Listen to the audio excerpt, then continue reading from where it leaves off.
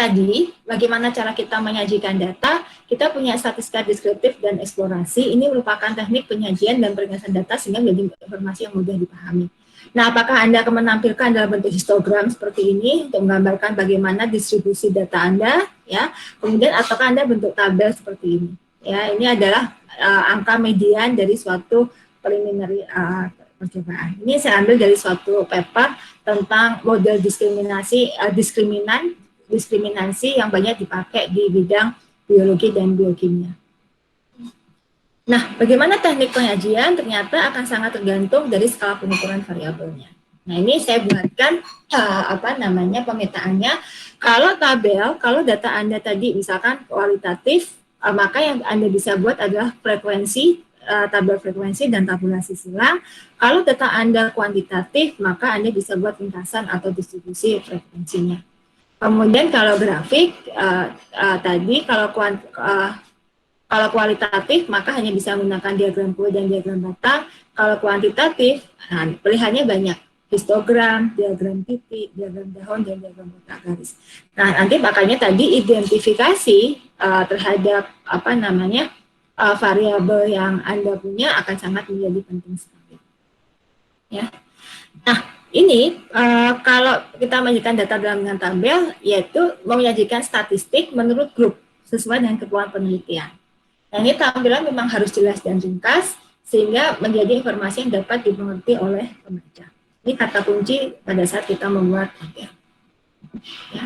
Nah, ini contoh, misalkan untuk tabel frekuensi dan tabel ringkasan dengan berbagai macam bentuk ya. Kenapa ini disebut dengan tabel frekuensi? Misalkan ini berapa banyak dalam daging ini pork, beef, chicken yang terkontaminasi bakteri, ya. Dan kan hanya sekedar ini dia menyajikan ini dipisahkan nih. Oh, ini sampelnya yang kita seberapa ada 480 daging. Di sini masing-masing diambil 488 daging. Dari 408 daging ini ya. Kemudian identifikasi apakah dia terinfeksi ini ada sekian ini sehingga berapa persentasenya 81% kali 480. Nah, ini informasi yang bisa kita tampilkan. Kenapa di sini kita nggak buat rata-rata? Karena kita menghitung berapa banyak yang terkontaminasi, gitu ya, frekuensinya yang kita hitung. Berapa banyak ada di daging ini, dan daging ini. Berapa banyak ini. Sehingga kita tampilkan adalah frekuensinya, berapa banyak. Tapi beda kalau misalkan ini misalkan kita mau ambil N-nya ada 483, kemudian kita ada dua kelompok gitu ya, dua kelompok, kemudian ini adalah karakteristik yang diukur, berapa kedalamannya, berapa kedalaman maksimumnya yang bisa didapat, kemudian berapa lama durasi dia divingnya, kemudian berapa menit dia di bawah dasar lautnya. Ini kan berarti parameter-parameter yang Anda ukur. Nah, karena ini ada satuan, ada milimeter, ada ininya, ada satuannya, sehingga kita bisa buat rataan. Nah, inilah kenapa Anda perlu identifikasi karakteristik skala pengukuran dari perubahannya. Ya. Jadi di sini Anda karena dia hanya frekuensi, Anda nggak akan mungkin bisa menghitung rataan, standar deviasi, range. Rataan, standar deviasi dan range ini Anda bisa hitung kalau datanya adalah numerik. Berupa pengukur. Paham ya? Ini perbedaan kapan Anda membuat tabel frekuensi dan kapan Anda membuat tabel ringkasan. Nah, ini ada juga disebut dengan tabel kontingensi ya, atau tabulasi silang. Digunakan untuk melihat distribusi dari dua data kategorik atau lebih. Ya. Ini misalkan ada kondisi apakah terkontaminasi bakteri atau tidak setelah operasi dan sebelum operasi. Ternyata dari 17 sampel, dari 27 sampel yang diamati, dari 27 sampel ini yang terkontaminasi sebelum operasi itu ada 2, yang tidak terkontaminasi ada 25, gitu ya. Nah, dari 2 ini ternyata dia setelah operasi juga akan terkontaminasi. Nah, dari 25 yang tidak terkontaminasi sebelum operasi, itu 15-nya terkontaminasi dan 10-nya adalah tidak terkontaminasi. Nah, informasinya apa yang bisa kita lakukan? Misalkan kita ingin bagaimana apakah sebelum operasi itu berapa persen, kalau sebelum operasinya tidak terkontaminasi, berapa persen yang terkontaminasi, maka kita menggunakan persentase kolom. Berarti ini adalah 15 dibagi 25. Ya, 15 dibagi 25. Nah, sehingga disinilah kita bisa tahu ini ada sekitar 55,56%. Sedangkan yang tidak terkontaminasi adalah sekitar 37%. Ya. Jadi ini informasi kalau kita membuat tabel kontingensi. Ya, informasinya akan lebih kaya terkait dengan hal ini. Nah, kalau grafik seperti apa gitu ya? Nah, grafik ini menggambarkan banyak informasi dibanding dengan 1000 kata-kata. Jadi biasanya untuk penelitian akan lebih mudah kalau kita menambahkan dalam bentuk grafik. Nah, tentunya grafik ini harus dalam bentuk yang baik. Ya, kita gunakan nalar dalam membuat grafik. Ini penting. Ya, jangan sampai maksud kita bagus tapi membuat orang berpikir tentang grafik yang kita sajikan. Nah, ini contoh berbagai macam grafik yang ada di dalam suatu penelitian. Ini misalkan ada berbagai macam jenis bakteri, ya, Anda lebih paham ini ya. Kemudian ini ada beberapa parameter yang diukur, ada LPHC, ada HPLC-nya, dan seterusnya. Ini ada 1, 2, 3, 4. Dan mereka ingin tahu berapa persentase tingkat ini berdasarkan bakteri yang ada di dalam masing-masing. Sehingga kita buatkan dalam bentuk pie chart.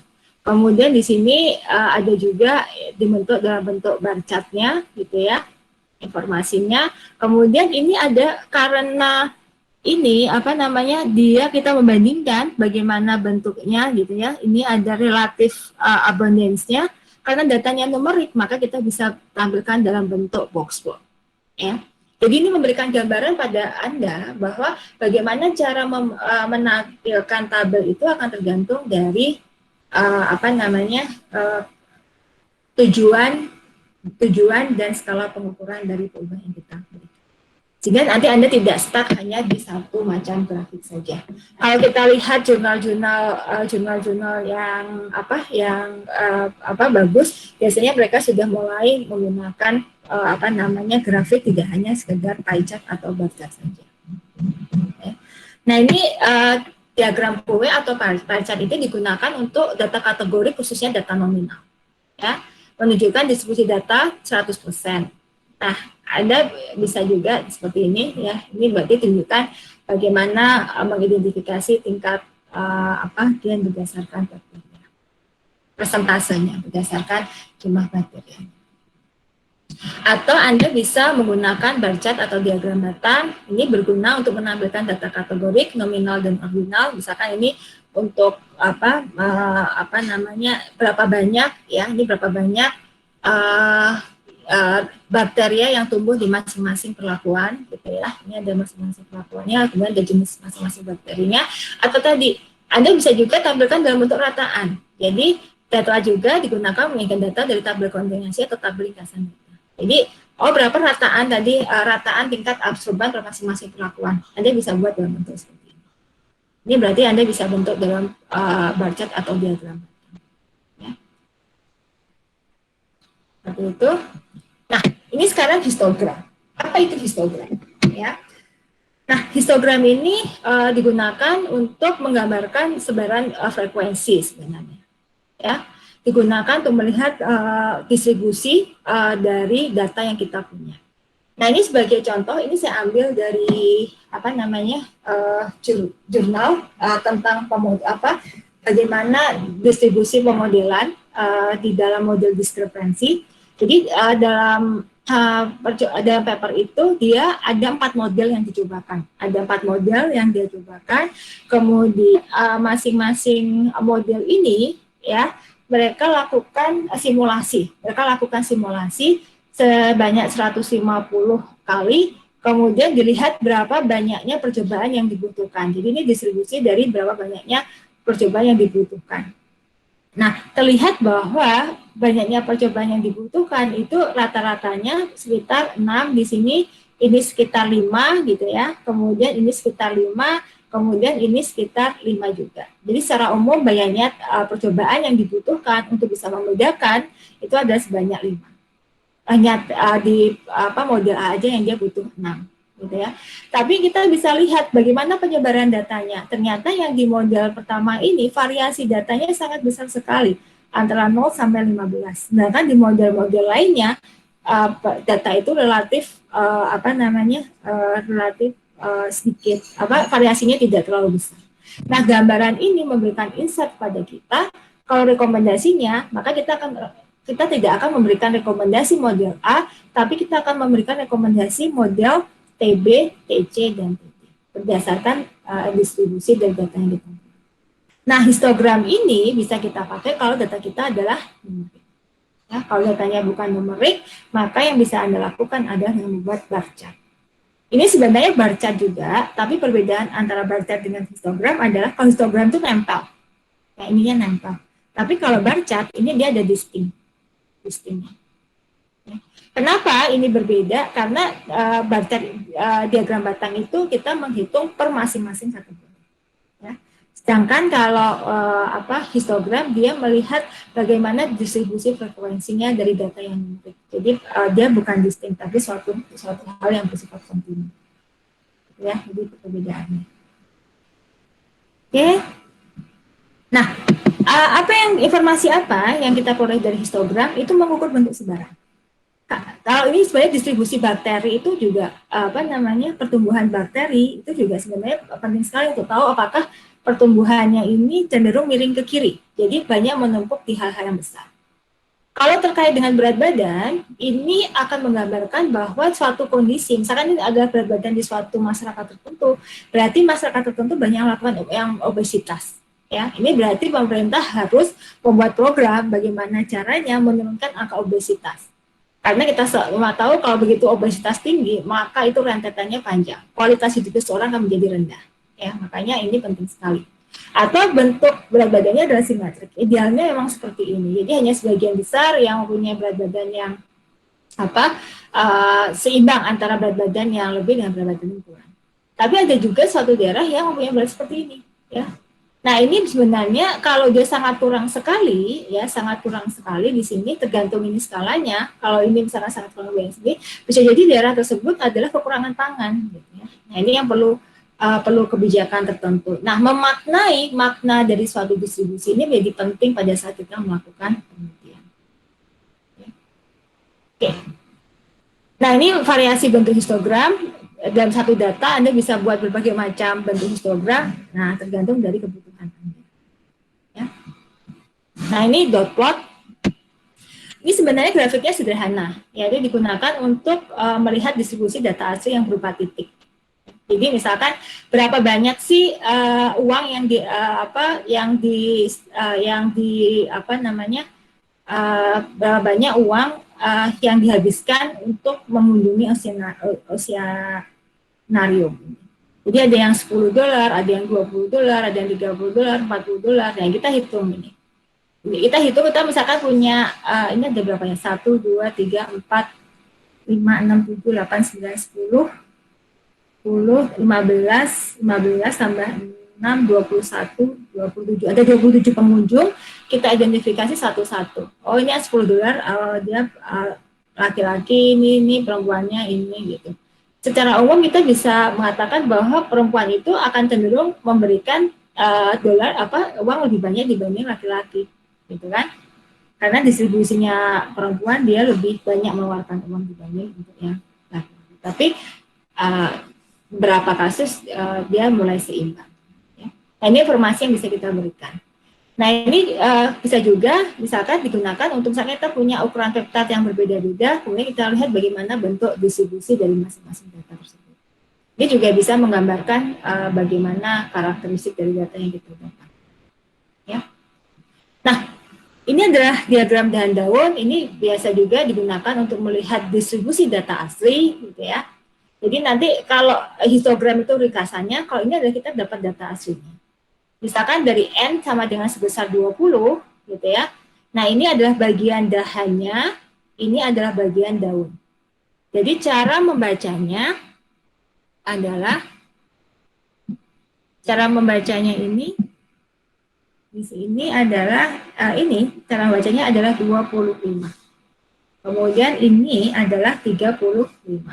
Karena ini dahannya ini berupa puluhan ya.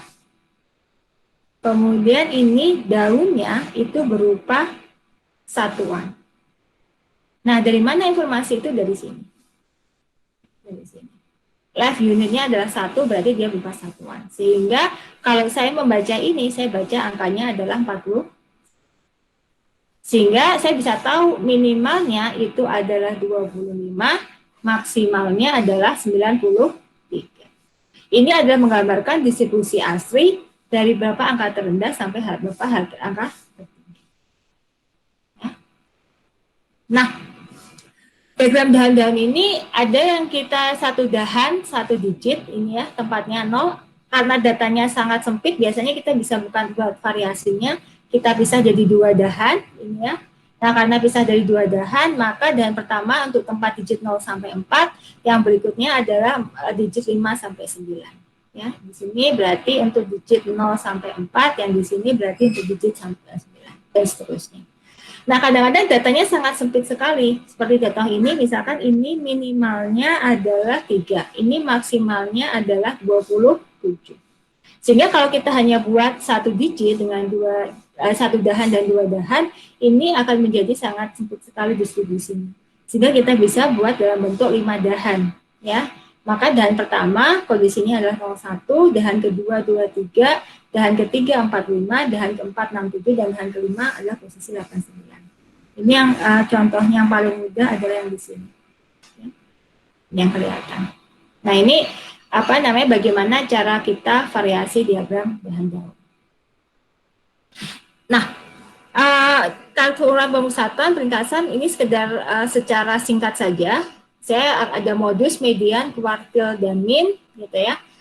Ini Bapak Ibu sering lihat bahwa misalkan saya punya data seperti ini, maka ini adalah distribusi. Misalkan saya punya ada misalkan ini ada berapa banyak waktu yang digunakan untuk berolahraga dari 7 orang, gitu ya.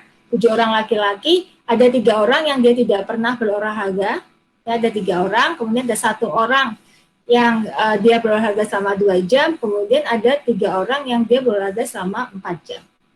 Nah, kalau saya mengatakan modusnya ini berarti 0 dan 4. Gitu ya. Nah, rataannya berapa? Nah, rataan ini karena ini asumsinya ada data sampel, maka rataannya adalah penjumlahan dari semua data dibagi 7. Ya, 14 bagi 7 adalah 2. Sehingga ini rataannya adalah 2. Ya. Lalu ada statistik yang lain disebut dengan median. Median adalah nilai tengah dari data yang sudah terurutkan. Jadi kita harus cari dulu posisi mediannya dulu. Posisi median itu adalah N1 plus 2. Jadi 7 tambah 1 dibagi 2 sama dengan 4. Berarti merupakan urutan data yang keempat. Berarti ini 1, 2, 3, 4. Berarti mediannya berapa? Mediannya adalah 2.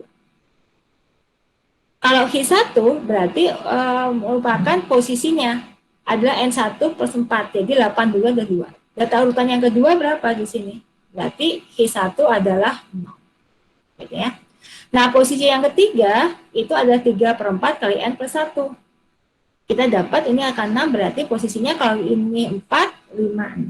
Jadi ini adalah posisi untuk ini adalah posisi H3. Ini adalah H3. Nah, itu sebenarnya kita bisa tuliskan statistik 5 serangkainya dari mulai minimum, maksimum, minimum, H1, H2, H3, dan jadi sehingga kita bisa sajikan dalam bentuk statistik 5. Ya. Oke. Nah, ini ada ilustrasi orang mengatakan kalau rataan ini sangat resisten terhadap outlier. Jadi misalkan ini data sama tapi cuma berbeda, ini angka 100 di sini angka 10, Anda bisa bayangkan rataan yang dari 6 akan berubah menjadi 24. Sedangkan nilai medianya sama-sama masih 6. Makanya pada saat Anda menghitung, Anda harus paham apakah Anda akan menggunakan rataan atau Anda akan menggunakan median, lihat apakah data Anda ada outlier atau tidak. Kalau kasusnya seperti ini, Anda cek ini benar nggak? Apakah Anda salah tulis menjadi 100 yang harusnya 10 jadi 100, atau memang angka ini yang ada ya di angka 100. Sehingga kalau misalkan data Anda ada outlier, maka pilihan utamanya jatuh pada median. Dikatakan median ini robust terhadap adanya outlier. Nah, ini kaitan antara bentuk sebaran dengan ukuran pemusatan.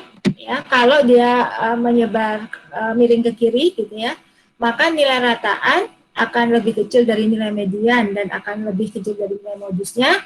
Kalau dia miring ke kanan, ya miring ke kanan yang ini, maka nilai modusnya akan lebih besar dari nilai mediannya, akan lebih besar dari nilai minnya.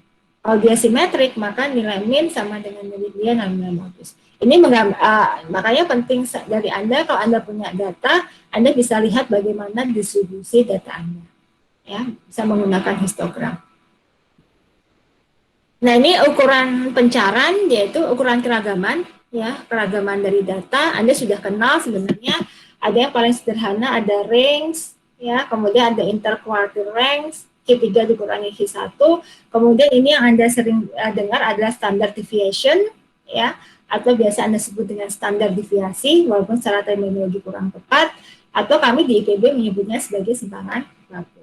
Nah, ini simbolnya, kalau simpangan baku dari populasi sebutnya sigma, tapi kalau Anda simpangan baku dari sampel, kita nyebutnya adalah S. Ini adalah simbol. Nah, ini cara menghitungnya. Jadi ya, kita dapat deviasi itu adalah masing-masing pengamatan kurangi rataannya, dapat deviationnya, kemudian ini dikuadratkan. Ya, dikuadratkan, kenapa? Supaya bisa untuk menghitung ragam. Ya, untuk hitung ragamnya, kemudian kalau diakarkan, dapat kita simpangan bakunya sebesar. Ini cara kita menghitung ragam. Nah, ini sehingga nanti Anda bisa tampilkan dalam bentuk min, standar deviasi, range-nya, ya. Range-nya itu berarti maksimum dikurangi minimum, kita tahu bagaimana distribusi data yang kita gunakan.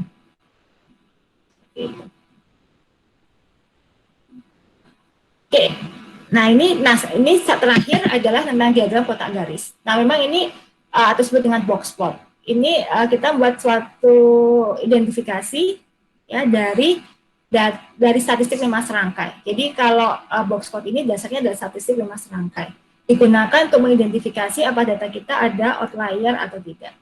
Nah, apa itu outlier? Jadi gini, kita punya rumah, ya, disebut dengan interquartile range, ya, itu adalah H3 dikurangi H1.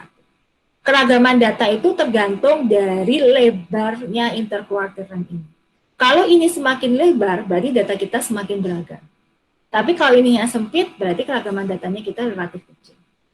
Nah, kita akan mengidentifikasi ada outlier ini. Nah, outliernya apa? Kita buat pagar atas. Pagar atas itu adalah Q3 ditambah 1,5 dari interquartile range-nya. Kalau pagar dalam bawah itu adalah Q1 dikurangi 1,5 kali interquartile range. Kemudian kita identifikasi dari data yang ada, apakah ada yang di atas ini, ya, ataukah di bawah ini. Kalau di atas ini, kita identifikasi dia sebagai outlier. Nah, ini jadi pertanyaan, outlier ini kenapa dia muncul. Maka perlu kita evaluasi bagaimana cara kita, pelaksanaan kita di lapangan. Ya. Nah, ini sebagai ilustrasi, bagaimana pemanfaatan box plot untuk penelitian. Ya. Jadi tadi saya sebutkan bahwa kita punya model, 4 model, kemudian disimulasikan berapa banyak percobaan yang dibutuhkan di masing-masing model tersebut. Kita bisa lihat tanda-tanda ini adalah menggambarkan keragaman datanya. Untuk model B, keragaman datanya itu kecil sekali di sini, ya, kecil sekali. Sehingga kalau ini berarti itu dianggap sebagai outlier. Jadi pos ini adalah identifikasi dia sebagai outlier. Kita bisa katakan bahwa keragaman paling tinggi itu adalah di TB. Di TC, ya, di TC ini dia ideal, dia nggak ada outlier. Jadi sebenarnya jumlah percobaannya relatif terkendali kalau kita menggunakan model TC. Ini diasumsikan kita pada kondisi yang pertama, karena kita punya beberapa kondisi. Tapi kondisinya akan berbeda distribusinya jika kita menggunakan kondisi yang kedua. Ya, kondisi yang ketiga, Anda bisa lihat kondisi yang keempat, kondisi yang kelima. Nah, kemudian kalau kita gunakan.